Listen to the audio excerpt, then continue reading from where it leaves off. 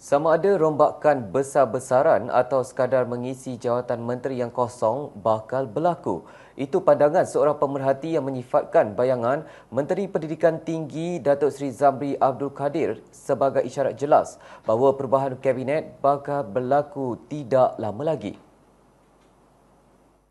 Saya harap sokongan daripada Yang Amat Berhormat yang tidak berbelah bagi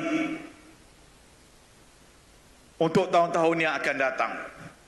Sama ada saya masih menjadi Menteri Kabinet ataupun tidak, itu soal nombor 2. Tetapi ini adalah agenda negara. PM senyum bagi acara ini. Sebab saya pun tak lama, 2-3 minggu lagi. Bukan soal idea.